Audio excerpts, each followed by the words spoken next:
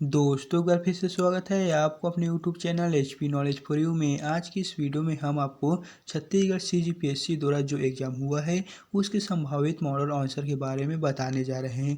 यानी कि आज जो प्रथम पाली में एग्ज़ाम हुआ है उसके प्री मॉडल आंसर के बारे में बताने वाले हैं।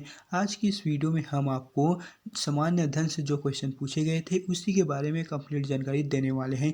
एंड इसी के साथ ही इस वीडियो में हम आपको सभी सवालों के सही आंसर देने का प्रयास करेंगे। एंड अगर हम किसी क्वेश्चन का आंसर गलत बताते हैं तो आप हमें उसका सही आंसर कमेंट में बता सकते हैं। तो चलिए बिना टाइम वेस्ट किए इस वीडियो को स्टार्ट करते हैं। तो यहाँ पर आपको फर्स्ट क्वेश्चन में देखने को मिलेगा, जहाँ पर है केंद्रीय औद्योगिक सुरक्षा बल CISF के महानिदेशक के रूप में नियुक्त होने वाली पहली महिला अधिकारी कौन थी। यहाँ पर आपको 4 ऑप्शन देखने को मिलेगा। तो इसका करेक्ट आंसर हो जाएगा option number A Naina Singh. यानी दोस्तों इसका जो सही आंसर है वो है नीना सिंह। यहाँ पर आपको सही आंसर इंग्लिश में देखने को मिलेगा और वहाँ पर इंग्लिश को मान्य प्राप्त होता है। तो यहाँ पर इसका करेक्ट आंसर नीना सिंह हो जाएगा। यहाँ पर गलत छपा हुआ है, तो इसका सही आंसर है नीना सिंह। फिर आपको सेकंड नंबर के क्वेश्चन में देखने को मिलेगा, जहाँ पर है भारत छोड़ो आंदोलन वर्ष में शुरू किया गया है। यहाँ पर आपको 4 वर्ष का नाम दिया हुआ है, तो इसका करेक्ट आंसर हो जाएगा ऑप्शन नंबर ए 1942।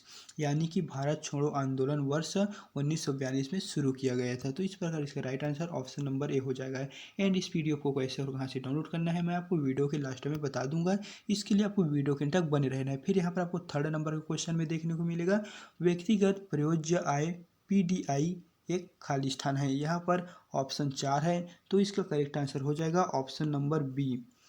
PDI बराबर PDI इक्वल व्यक्तिगत आय माइनस व्यक्तिगत कर भुगतान माइनस गैर कर भुगतान। तो इस प्रकार यहाँ पर व्यक्तिगत प्रयोज्य आय PDI इक्वल व्यक्तिगत आय माइनस व्यक्तिगत कर भुगतान माइनस गैर कर भुगतान हो जाएगा। फिर आपको नेक्स्ट क्वेश्चन में देखने को मिलेगा, जहाँ पर है संघ और उसके अधिकार क्षेत्र के संबंध में निम्नलिखित कथनों पर विचार करें। यहाँ पर 2 विचार है। फर्स्ट में है भारत 28 राज्यों और 8 संघ शासित प्रदेशों का से बना हुआ है। ऑप्शन सेकंड है यहाँ पर उसी का भारत राज्यों का एक संघ है जो एक संपूर्ण प्रभुत्व संपन्न समाजवादी पंथ निरपेक्ष संसदीय व्यवस्था की सरकार वाला लोकतांत्रिक गणराज्य है। तो यहाँ पर आपको उपरोक्त में से कौन सा कथन सत्य है यहाँ से आपको चुनना है। तो उसका करेक्ट आंसर हो जाएगा ऑप्शन नंबर सी, दोनों ए और बी सही है। यानी कि दोनों 1 और 2 सही है। यानी कि दोस्तों मैं आपको बता दूं, कथन ए भारत 28 राज्यों और 8 संघ शासित प्रदेशों से बना है, और 2 है भारत राज्यों का एक संघ है जो एक संपूर्ण प्रभुत्व संपन्न समाजवादी पंथ निरपेक्ष संसदीय व्यवस्था के सरकार वाला लोकतांत्रिक गणराज्य। ये दोनों कथन यहाँ पर सही है। तो इस प्रकार इसका राइट आंसर सी हो जाएगा, जो ए और बी यानी कि ए और 2 सही है। फिर आपको यहाँ पर 5वें नंबर के क्वेश्चन में देखने को मिलेगा, जहाँ पर है इसरो के चंद्रयान 3 के बारे में निम्नलिखित में से कौन सा कथन सत्य है। यहाँ पर कथन ए में है चंद्रयान 3 एक छोर से दूसरे छोर पर सुरक्षित रूप से उतरने और चंद्रमा के तल पर घूमने के लिए क्षमता का प्रदर्शन करने के लिए चंद्रयान 2 का अनुवर्ती था। यहाँ पर कथन 2 में आपको देखने को मिलेगा इसे प्रक्षेपास्त्र LVM-3 द्वारा प्रक्षेपित किया गया है। यहाँ पर आपको 4 कथन दिया हुआ है, तो इसका करेक्ट आंसर हो जाएगा ऑप्शन सी, दोनों 1 और 2। यानी कि ये जो दोनों कथन दिया हुआ है आपको यहाँ पर जो दोनों कथन देखने को मिलेगा ये दोनों ही सही है। तो इस कारण इसका ऑप्शन सी हो जाएगा, ए और 2 सही है। जिसके पश्चात नेक्स्ट नंबर का क्वेश्चन है, भारतीय राष्ट्रीय कांग्रेस इंक नेशनल कांग्रेस की स्थापना के बारे में निम्नलिखित में से कौन सा कथन सही है। यहाँ पर कथन पहला है भारतीय राष्ट्रीय कांग्रेस का गठन 1885 में हुआ था। ऑप्शन सेकंड है भारतीय राष्ट्रीय कांग्रेस अध्यक्ष वेमस चंद्र बनर्जी थे। यहाँ पर दोस्तों आपको नीचे दिए गए विकल्प में से सही उत्तर चुनना है। तो इस प्रकार इसका राइट आंसर हो जाएगा वो है ऑप्शन नंबर सी, दोनों 1 और 2 सही हैं। यानी कि जो यहाँ पर कथन दिया हुआ है फर्स्ट और सेकंड ये दोनों ही सही हैं, जिसके कारण यहाँ पर ऑप्शन सी हो जाएगा, ये 1 और 2 दोनों कथन सही हैं। जिसके पश्चात आपको फिर से नेक्स्ट क्वेश्चन देखने को मिलेगा, स्कर्वी एक बीमारी है तो इसकी कमी से क्या कारण है। तो इसके कमी से जो कारण है वो है option number C, vitamin C. Scurvy एक बीमारी है तो विटामिन सी की कमी से यहाँ पर यह रोग होता है। तो इसका right answer option number C हो जाएगा। फिर यहाँ पर आपको 8वें नंबर के क्वेश्चन में देखने को मिलेगा, इसरो द्वारा हाल ही में शुरू किए गए XPO सेट एक्सरे पोलरिटोमीटर सैटेलाइट के बारे में निम्नलिखित कथनों पर विचार करें। कथन फर्स्ट है, यह चरम स्थिति में चमकदार खगोलीय एक्सरे स्रोतों की विभिन्न गतियों का अध्ययन करने वाला भारत का पहला समर्पित पोलरिटोमेट्री मिशन है। कथन सेकंड है, अंतरिक्ष यान पृथ्वी की निचली कक्षा में 2 वैज्ञानिक पेलोड ले जाएगा। तो इसका राइट आंसर हो जाएगा ऑप्शन नंबर सी, दोनों 1 और 2। ठीक दोस्तों, ये उसी प्रकार है, यहाँ पर आपको 2 कथन दिया हुआ है तो ये दोनों ही कथन सही हैं, तो इस कारण इसका right answer option number C, दोनों 1 और 2 हो जाएगा। जिसके पश्चात आपको नेक्स्ट क्वेश्चन देखने को मिलेगा, भारत का संविधान कब लागू हुआ? तो इसका करेक्ट आंसर हो जाएगा ऑप्शन नंबर बी, 26 जनवरी 1950, यानी कि भारत का संविधान 26 जनवरी 1950 को लागू हुआ था। तो इस प्रकार इसका right answer option number B हो जाएगा। निम्नलिखित कथनों पर विचार करें और नीचे दिए गए सही विकल्प चुनें। यहाँ पर आपको 2 कथन देखने को मिल जाएगा, जिसका करेक्ट आंसर हो जाएगा ऑप्शन नंबर सेकंड, यानी कि ऑप्शन बी, केवल कथन 2 सही है। कथन 2 में आपको देखने को मिलेगा, शैवाल प्रदूषण पानी की गुणवत्ता और मछली मृत्यु दर में गिरावट का कारण बनता है। तो इस प्रकार इसका राइट आंसर हो जाएगा।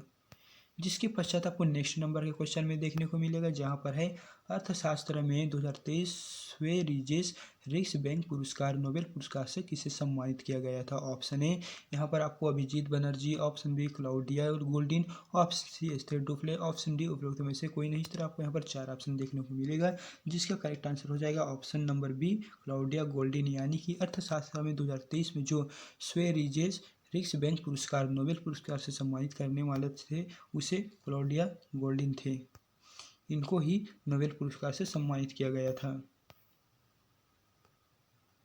प्रावैद्वीपीय पठार के बारे में निम्नलिखित कथनों पर विचार करें। यहाँ पर आपको 2 कथन देखने को मिल जाएगा, जिसका करेक्ट आंसर हो जाएगा ऑप्शन नंबर सी, दोनों 1 और 2, यानी कि यहाँ पर जो 2 कथन दिया हुआ है, जहाँ पर फर्स्ट कथन है, नंदी के मैदानों से 150 मीटर की ऊंचाई से 600 से 900 मीटर की ऊंचाई तक उठने वाला अनियमित त्रिभुज प्रावैद्वीपीय पठार के रूप में जाना जाता है। और यहाँ पर सेकंड कथन है, उत्तर पश्चिम में दिल्ली पर्वतमाला, पूर्व में राजमहल की पहाड़ियाँ, पश्चिम में गिर पर्वतमाला और दक्षिण में कौड़ामम पहाड़ियाँ प्रावैद्वीपीय पठार की बाहरी सीमा में बनाती है। तो दोस्तों इस प्रकार से ये दोनों कथन ही सही हो जाएंगे, तो इसी कारण ये ऑप्शन नंबर सी सही है, क्योंकि ये 1 और बी दोनों कथन सही हैं। जिसके पश्चात आपको 13 नंबर के क्वेश्चन में देखने को मिलेगा, जहां पर निम्नलिखित में से कौन सा मंदिर वास्तुकला वेसर शैली का उदाहरण है? तो इस प्रकार इसका राइट आंसर हो जाएगा ऑप्शन नंबर ए, होयसलेश्वर मंदिर। होयसलेश्वर मंदिर वास्तुकला की वेसर शैली का उदाहरण है। निम्नलिखित में से कौन सा आधुनिक भारतीय इतिहास में घटनाओं के सही कालानुक्रमिक क्रम को इंगित करता है? तो इस प्रकार इसका राइट आंसर हो जाएगा ऑप्शन नंबर सी, जहां पर आपको देखने को मिलेगा, मोर्ले मिंटो सुधार, जलियांवाला बाग त्रासदी, गांधी इरविन समझौता, अगस्त प्रस्ताव। फिर आपको 15 नंबर के क्वेश्चन में देखने को मिलेगा, जहां पर है, मध्य भारत की मीनारों के बारे में निम्नलिखित पर विचार करें। यहाँ पर आपको 2 कथन देखने को मिलेगा, तो इसमें से इसका जो राइट आंसर हो जाएगा वो है इसका जो है यहाँ पर उपरोक्त में से कोई नहीं। तो इसका राइट आंसर हो जाएगा ऑप्शन नंबर डी, उपरोक्त में से कहीं नहीं, क्योंकि दोस्तों यहाँ पर ऑप्शन जो 2 यहाँ पर फर्स्ट में जो कथन है वो है 13वीं शताब्दी में निर्मित कुतुब मीनार की ऊंचाई यहाँ पर 180 फीट ऊंची है। और सेकंड नंबर के कथन में देखने को मिलेगा, जहाँ पर है जो निर्मित चांद मीनार यानी कुतुब मीनार की ऊंचाई वो 210 फीट है। तो दोस्तों इसमें जो मैं बता दूँ, जो कुतुब मीनार की जो ऊंचाई है वो 239 फीट के आसपास है, तो इसमें आपको वो 239 फीट कहीं पर भी नहीं लिखा है। तो इस प्रकार इसका राइट आंसर जो है उपरोक्त में से कोई नहीं हो जाएगा।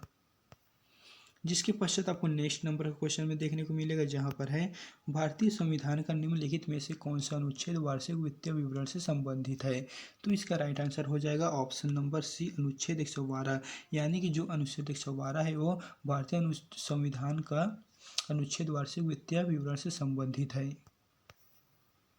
फिर यहाँ पर आपको 70 नंबर के क्वेश्चन में देखने को मिलेगा, जहाँ पर है, रॉलेट सत्याग्रह के बारे में निम्नलिखित कथनों पर विचार करें। यहाँ पर आपको 2 कथन देखने को मिला है, जिसका यहाँ पर राइट आंसर हो जाएगा ऑप्शन नंबर यहाँ पर ए हो जाएगा, जहाँ पर है कथन 1 और 2 दोनों सही है, यानी कि जो कथन फर्स्ट दिया है और सेकंड दिया है ये दोनों ही सही हो जाएगा। जिसके पश्चात आपको नेक्स्ट नंबर का क्वेश्चन में देखने को मिलेगा, भौतिकी में नोबेल पुरस्कार 2023 प्रदान किया गया। ऑप्शन यहाँ पर आपको फर्स्ट में है प्रायोगिक विधियां जो पदार्थ में इलेक्ट्रॉन गतिशीलता के अध्ययन के लिए प्रकाश की अंत सेकंड कंपन उत्पन्न करती है। ऑप्शन बी है उलझे हुए फोटोन के साथ प्रयोग, बेल असमानताओं का उल्लंघन स्थापित करना और क्वांटम सूचना का विज्ञान का नेतृत्व करना। इस तरह दोस्तों यहाँ पर आपको 4 ऑप्शन देखने को मिल जाएगा, जिसका करेक्ट आंसर हो जाएगा option number A. Option number A में आपको देखने को मिलेगा प्रायोगिक विधियां जो पदार्थ में इलेक्ट्रॉन गतिशीलता के अध्ययन के लिए प्रकाश ऑटो सेकंड कंपन उत्पन्न करती है, उसी को भौतिकी में नोबेल पुरस्कार 2023 प्रदान किया गया था। जिसके पश्चात आपको 19 नंबर के क्वेश्चन में देखने को मिलेगा, संगीत श्रेणी में किस भारतीय शहर को यूनेस्को क्रिएटिव सिटीज नेटवर्क में जोड़ा गया। तो इसका राइट आंसर हो जाएगा ऑप्शन नंबर सी ग्वालियर को। ग्वालियर संगीत श्रेणी में ग्वालियर शहर को यूनेस्को क्रिएटिव सिटीज नेटवर्क से जोड़ा गया था। एंड यहाँ पर आपको 20 नंबर के क्वेश्चन में देखने को मिलेगा, कैबिनेट सचिवालय के संबंध में निम्नलिखित कथनों पर विचार करें। तो दोस्तों इस क्वेश्चन के आंसर को आप हमें कमेंट में बताएं। जिसके पश्चात आपको 21 नंबर के क्वेश्चन में देखने को मिलेगा, धावन सोडा का रासायनिक नाम क्या है। तो इसका राइट आंसर हो जाएगा option number A sodium carbonate, यानी कि धावन सोडा का रासायनिक नाम केमिकल नेम सोडियम कार्बोनेट हो जाएगा। फिर है नेक्स्ट क्वेश्चन, लक्षद्वीप द्वीप समूह के बारे में निम्नलिखित कथनों पर विचार करें। तो इसका राइट आंसर हो जाएगा ऑप्शन नंबर, यहाँ पर जो ऑप्शन बी में आपको देखने को मिलेगा वह इसका राइट आंसर है, जहाँ पर है केवल कथन 1 और 2 सही है, यानी कि जो यहाँ पर कथन फर्स्ट है द्वीपों का यह समूह छोटे मुंगो द्वीप से बना है, और सेकंड में है पहले इन्हें लोकार्डियम मिनिकॉय और अमिनद्वीप के नाम से जाना जाता है। तो इस प्रकार ये 2 कथन है वो सही हो जाएगा।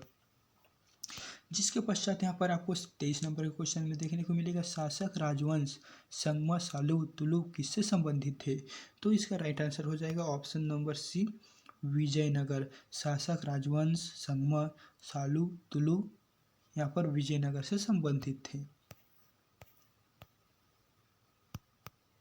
जैन दर्शन के संबंध में निम्नलिखित कथनों पर विचार करें। तो इसका राइट आंसर हो जाएगा यहाँ पर वो है ऑप्शन नंबर सी 1 और बी दोनों, 1 और 2 दोनों, यानी कि जो यहाँ पर 2 कथन है फर्स्ट कथन और सेकंड कथन ये दोनों ही सही है। तो इस स्थिति में ऑप्शन नंबर सी 1 और 2 सही हो जाएगा। जिसके पश्चात आपको 25 नंबर के क्वेश्चन में देखने को मिलेगा, निम्नलिखित में से कौन सी स्वतंत्र भारत की पहली बहुउद्देश्य नदी घाटी परियोजना है। तो इसका राइट आंसर हो जाएगा ऑप्शन नंबर बी दामोदर घाटी परियोजना, यानी कि दामोदर घाटी परियोजना जो स्वतंत्र भारत की पहली बहुउद्देश्य नदी घाटी परियोजना है। तो दोस्तों ये था 25 क्वेश्चनों के आंसर, एंड इसके बाद के क्वेश्चनों के बारे में हम नेक्स्ट वीडियो अपलोड करेंगे। तो दोस्तों अगर वीडियो पसंद आए तो वीडियो को लाइक करना ना भूलें, और अगर आपको किसी भी क्वेश्चन का आंसर समझ में ना आया हो तो आप हमें कमेंट बॉक्स में कमेंट कर सकते हैं, हम उसका आंसर आपको तुरंत प्रोवाइड कर देंगे। तो चलिए फिर मिलते हैं इसी तरह के एक नई वीडियो के साथ।